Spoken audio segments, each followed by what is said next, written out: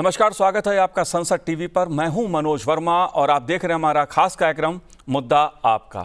आज हम बात करेंगे आतंकवाद के मुद्दे पर दुनिया को भारत के संदेश की।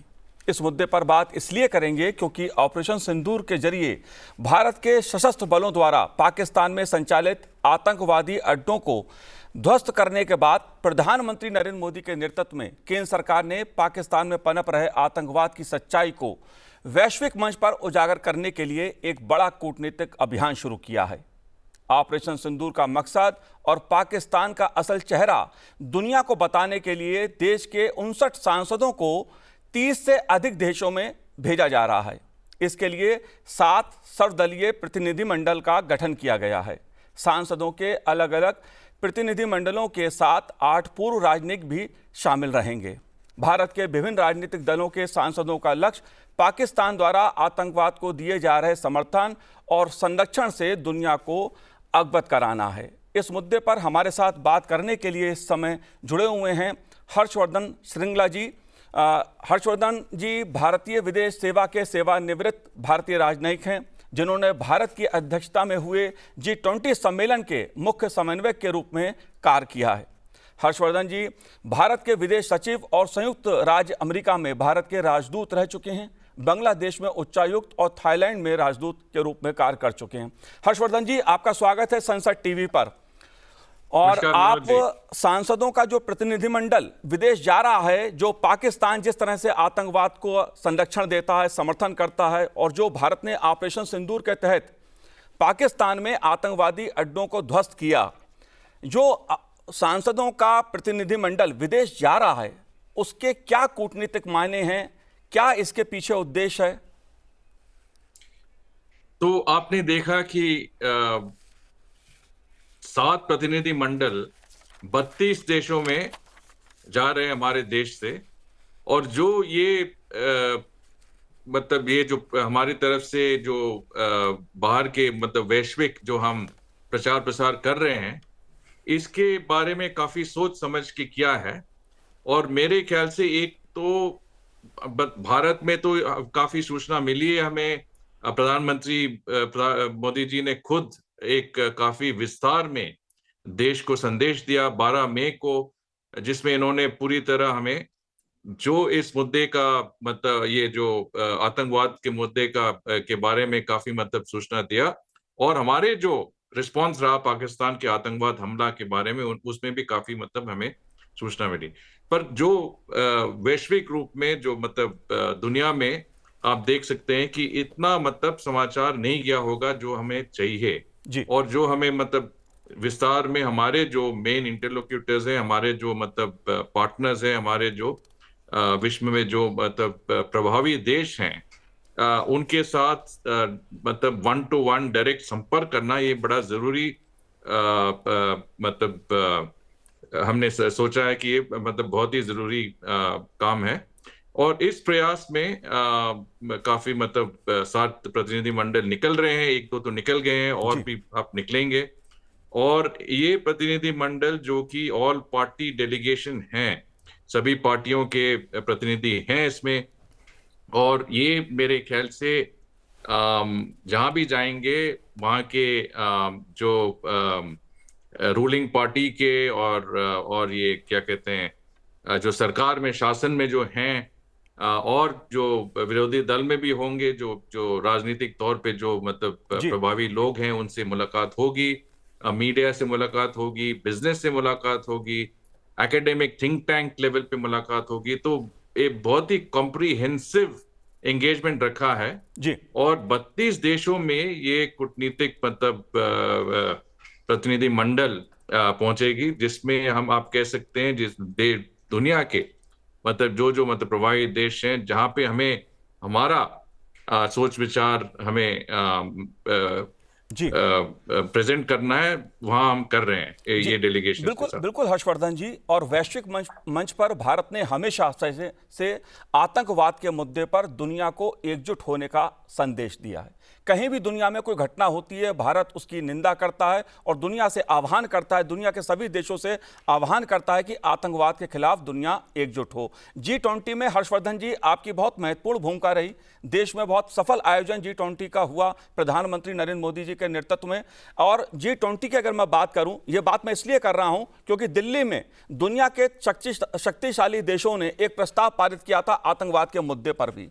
इसको आप कैसे देखते हैं, क्योंकि आप उस दल में शामिल हैं सांसदों के जो विदेश में भारत की आतंकवाद के मुद्दे पर क्या नीति है, क्या संदेश है, वो दुनिया को बताने वाला है। आपका क्या कहना है इस मुद्दे पर?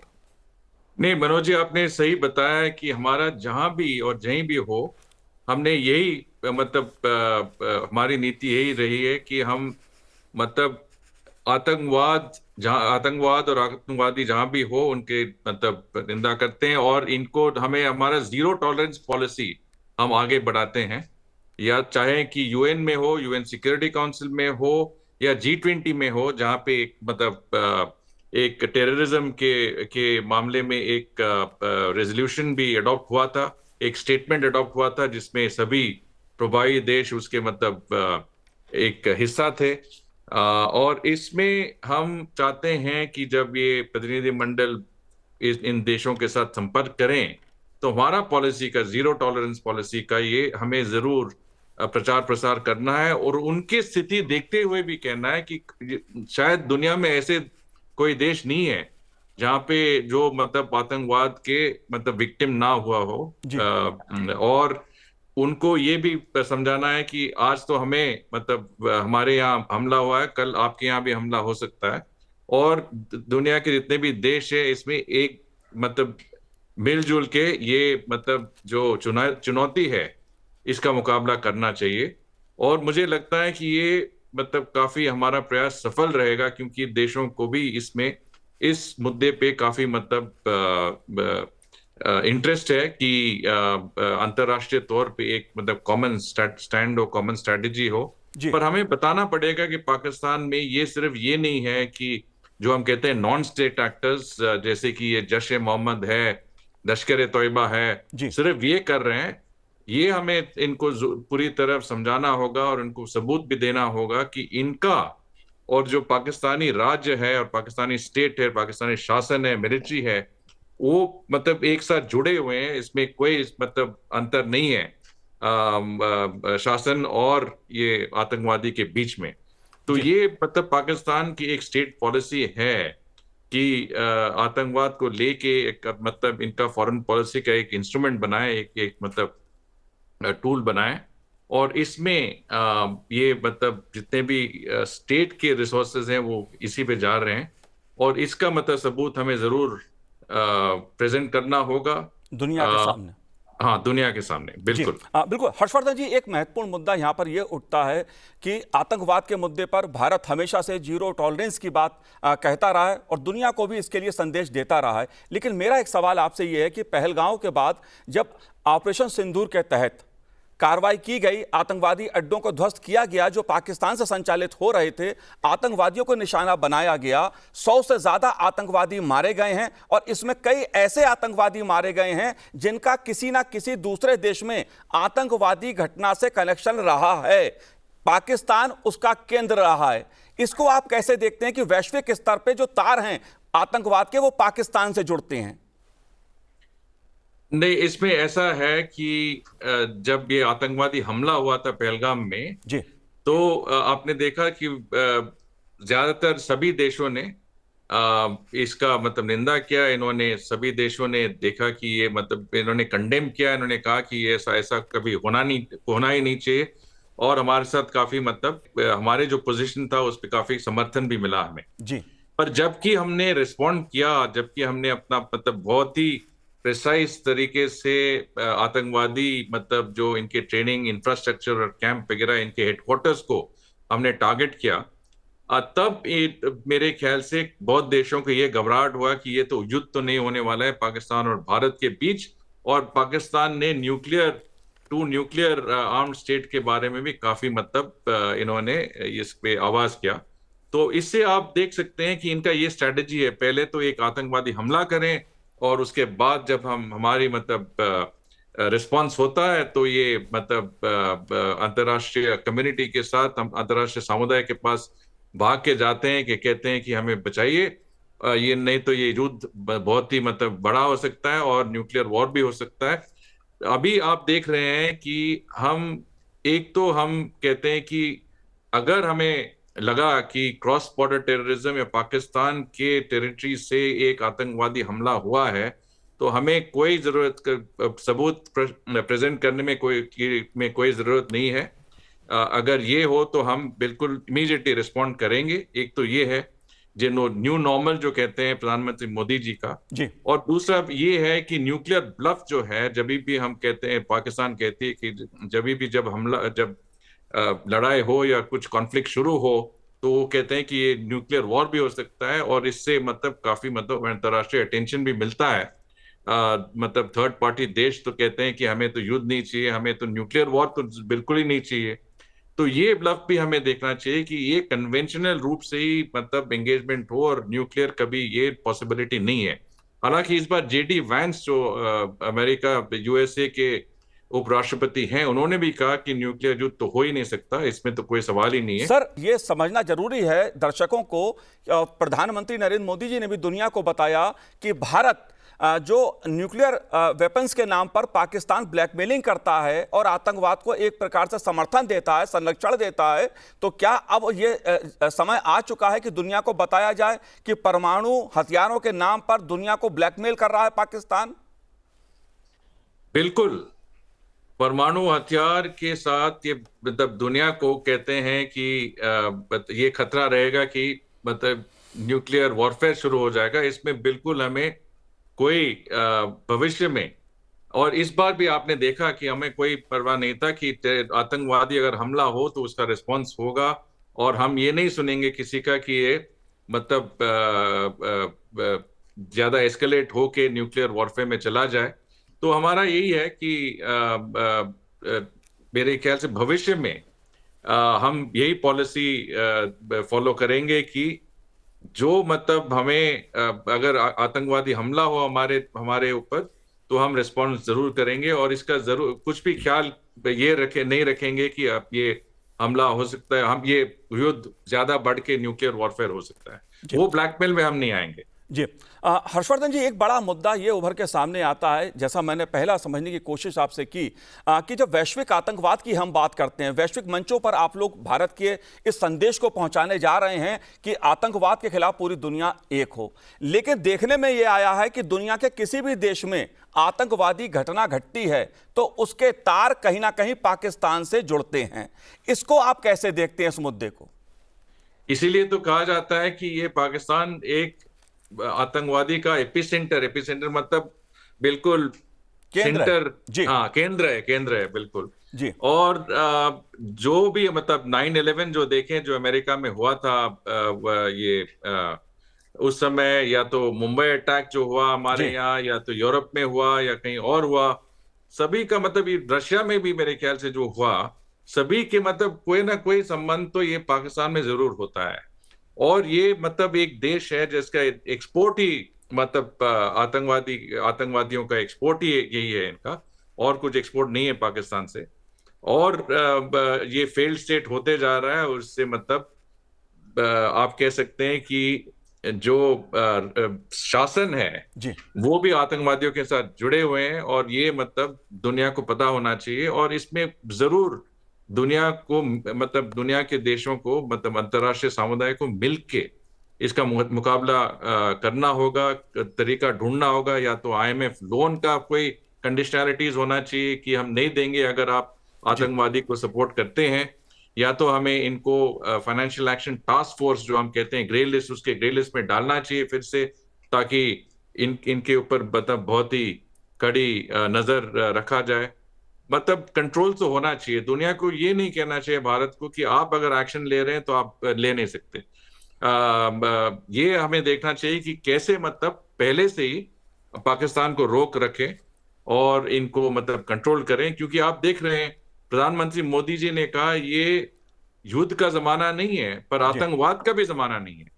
तो ये हमें ऐसी कोई मतलब दिलचस्पी नहीं है कि किसी और के देश में जाके हमला करें, पर अगर कोई हमारे देश पे हमला करे, हमारे नागरिकों पे हमला करे, तो जरूर हमारा ये हक है, यूएन में के चार्टर से भी हक है जी कि हम जो राइट ऑफ रिस्पॉन्स होता है वो जरूर, मतलब राइट ऑफ सेल्फ डिफेंस जो होता है वो जरूर एक्सरसाइज कर सकते हैं। जी नहीं तो ये मेरे यूएन में भी ये मतलब काफी स्थापित हो गया है कि right to defend your self.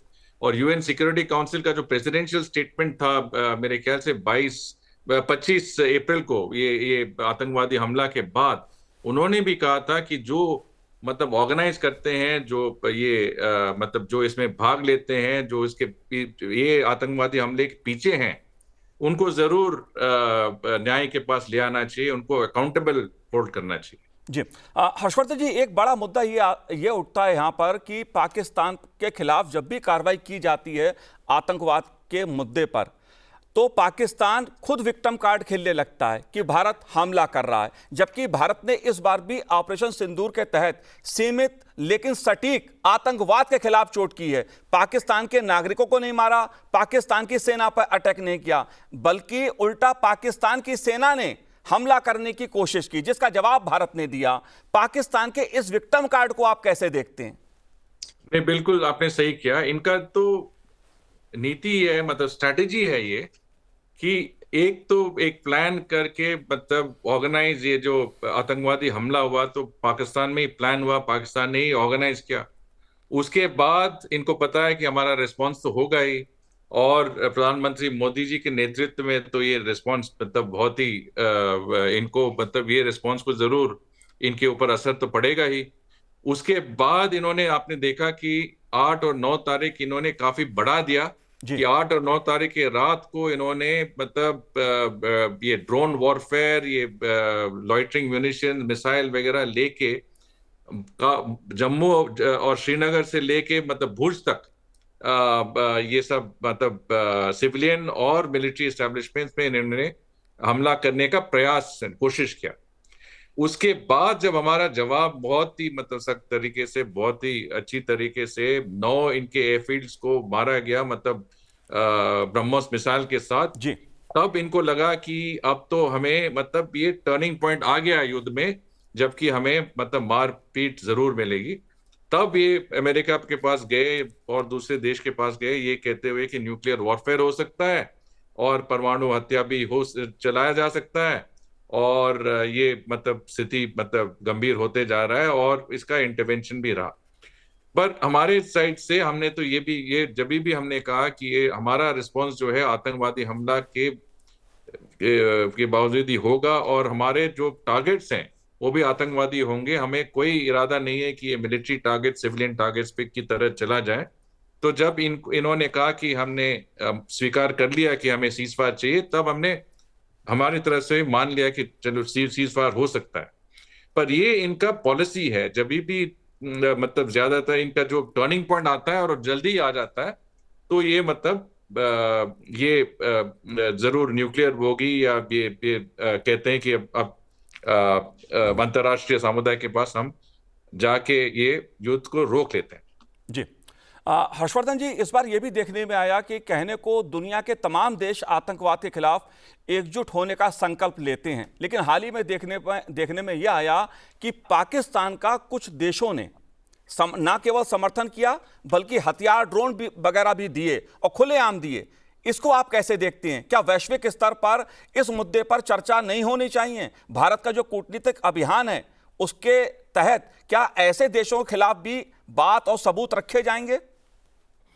नहीं, हमें जरूर इस पॉइंट पे अटेंशन देना चाहिए कि पाकिस्तान को समर्थन काफी, मतलब समर्थन मिला है, काफी समर्थन मिला है 2-3 देशों से, और ये देश हैं जो मतलब आतंकवादी हमला के बावजूद भी पाकिस्तान को हथियार और अन्य तरीके से मदद किया है और समर्थन दिया है।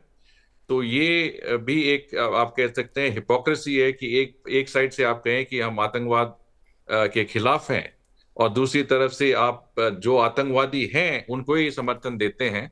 तो ये हमें हिपोक्रेसी और ये डबल स्पीक जो कहते हैं, इसको जरूर एक्सपोज करना चाहिए अंतर्राष्ट्रीय लेवल पर।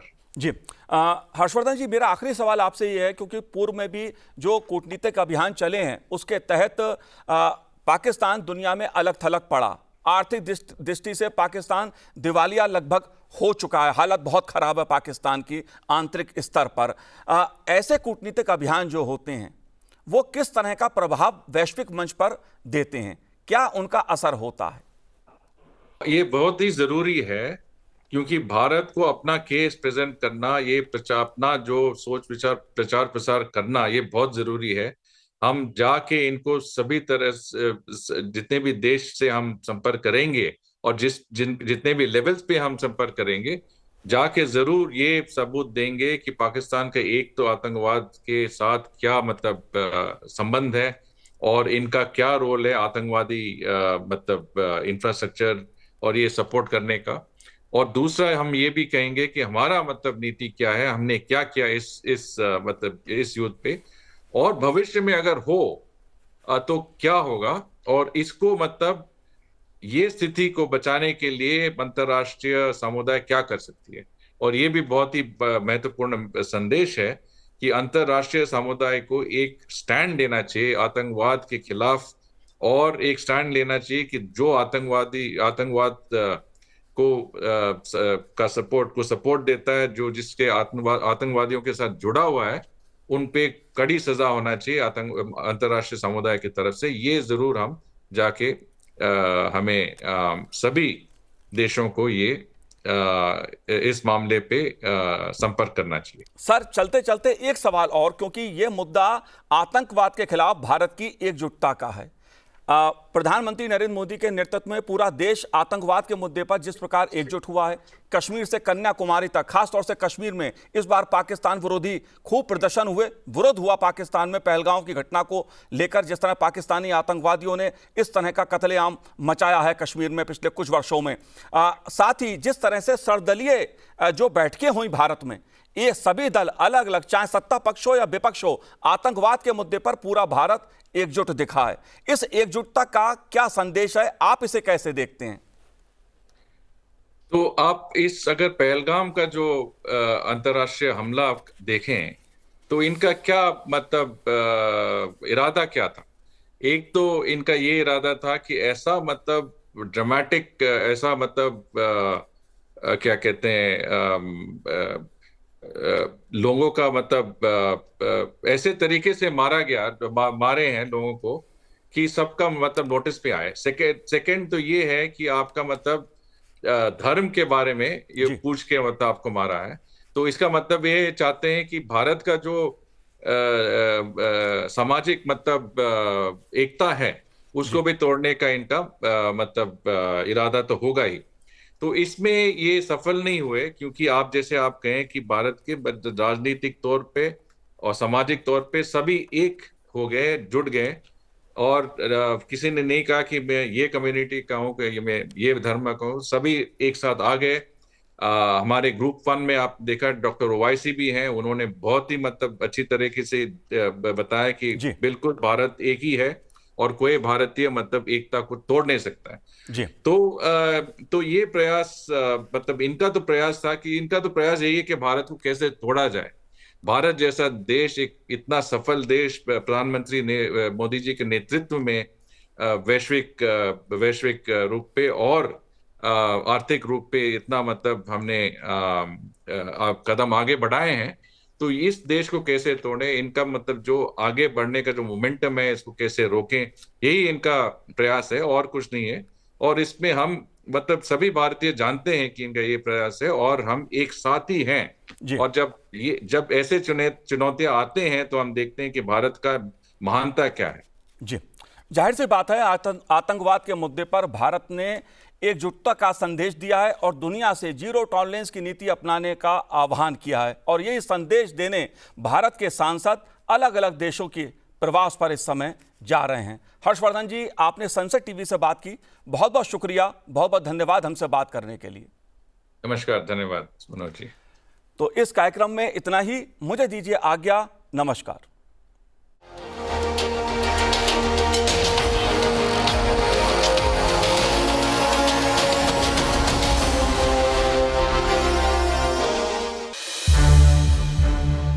सनसेट टीवी के और भी प्रोग्राम्स देखने के लिए सब्सक्राइब करें हमारा यूट्यूब चैनल और हाँ, इन्हें लाइक और शेयर करना ना भूलें।